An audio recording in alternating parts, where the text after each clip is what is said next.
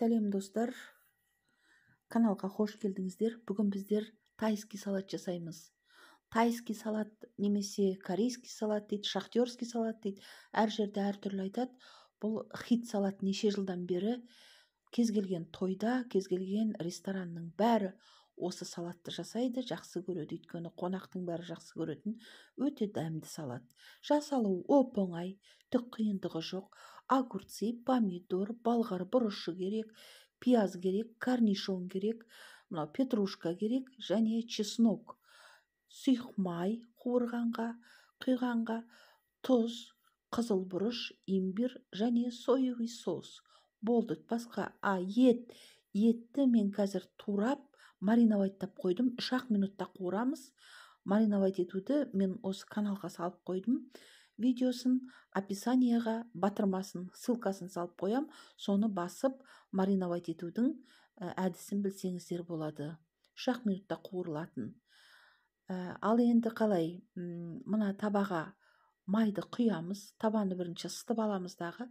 Содан кейін майды құйып, тағы да ысытамыз. Қыздырамыз майды.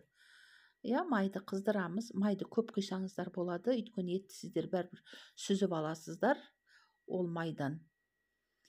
Видеоны міндетті түрде көріңіздер.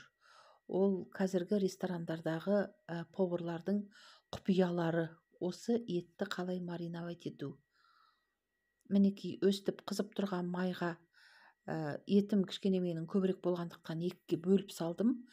Аз-аздан қуырсаңыздар жақсы. Мінекей осылай қызыл түстен осындай сері түске ауысқанға дейін ғана 3 минутқа жеткізбеңіздер қуырған кезде. Көп қуырсаңыздар ол кеуіп қатты болып кетуі мүмкін. Кішкене ғана осындай сері түске ауысқаннан кейін бірден сүзіп алыңыздар. Міне менде кішкене қызарып кетті. Өткен видеода да айтқан болатынмын. Мінекей қызарып кетті менде. Сіздер қызартпаңыздар. Менде қызарып кетсе де, бірақ бұл жұмсақ болды. Аса қатты қызармады. 3 минутқа дейін жеткізбеңіздер қуырған. Қазір енді мен екінші партиясында мінекей тура осылай қуыратын боламын. Міне менің етім дайын болды. Енді етімді алып қойдым шығарып. Енді мінекей овощтарды турауға кірісеміз.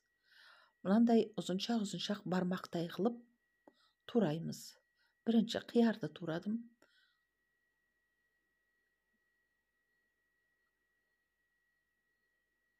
Мен көріп тұрғандай бармақтай қылып. Одан кейін помидор. Әдетте салатқа қалай турайсыздар үйде. Тура сондай қылып турай беріңіздер.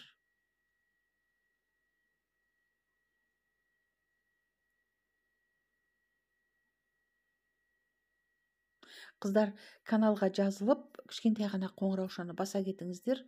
Ол жерде бір талай поварлар айтпайтын құпиялар бар.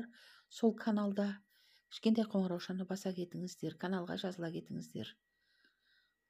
Міне болгар бұрышын турадым. Соломка дейді ғой орыстар. Соломка қылып турадым. Жарты болгар бұрышы жетіп жатыр. Бір огурцы, бір помидор, соның өзінен 3 тәрелке салат шығады. Міне петрушкамды. Петрушканы ұсақтап жібермеңіздер, кішкене ірілеу болсын. Әдемі көрінеді және дәмді болады.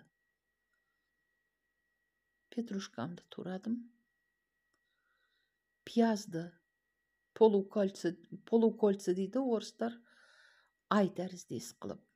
Күлденеңінен емес, ұзыннан турасаңыздар әдемі болады. Мынау чеснок. Сарымсақ дейді кейбір жерде сарымсақ дейді.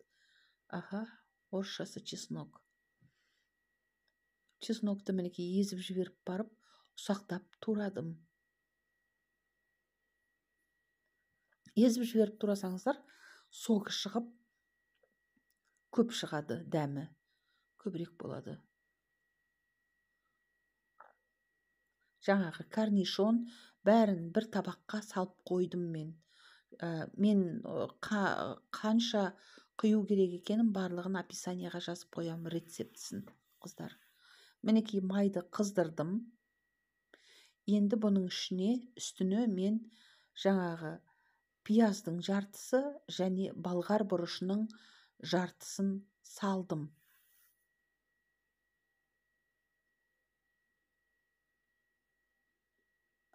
Қатты қысып тұрған майға салып жіберіп, бір быж еткізем. Қуырам деп айтқан артық болар, қуырмаймын. Әншейін ысытып бір быж еткізем.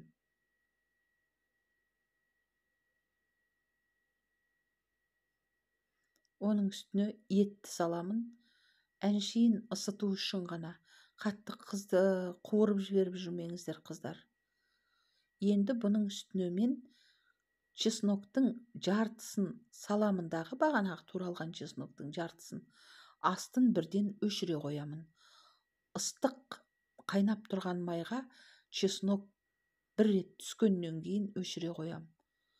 Көбірек қуырып жібермеңіздер, чесноктың дәмі кетіп қалады. Енді бағанағы туралған овощтардың үстіне бір шетіне қызыл бұрыш салдым. Бұл тайский салат болғандықтан қызыл бұрышы ашты болғаны жақсы. Жаңағы чесногымның қалғанын салдым. Оның үстіне имбир салдым. Кішкене ғана.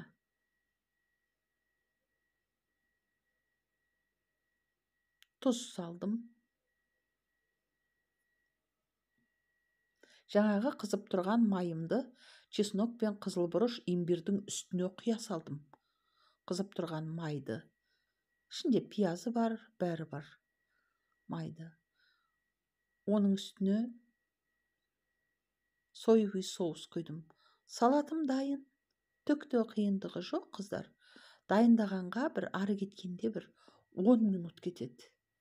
Етті мариновать етуге ғана бір 20 минут кетеді. Сол мариновкасын күту үшін ғана бір 20 минутыңыз кетеді. Әйтпесе дайындау үшін небәрі 10 минут кетеді. 3 тәрелке салат шықты. Мені қыздар, каналға жазылып, кішкентай ғана қоңыраушаны баса кетіңіздер. Ол жерде көптеген рецепттер бар. Және кез келген поварлар сізге айта бермейтін қулықтар дейміз бе, не дейміз? Секрет. Секреттер бар. Және болашақта шығатын видеоларға куә болу үшін қоңыраушаны баса кетіңіздер. Видеоға жазыла кетіңіздер. Өз ойларыңызды айта кетіңіздер. Мүмкін сіздер басқаша жасайтын шығарсыздар. Тағы да бір секреттері бар шығар. Сіз білгенді басқалар да біле жүрсін. Өз ойларыңызды жаза кетіңіздер. Сау болыңыздар, қыздар.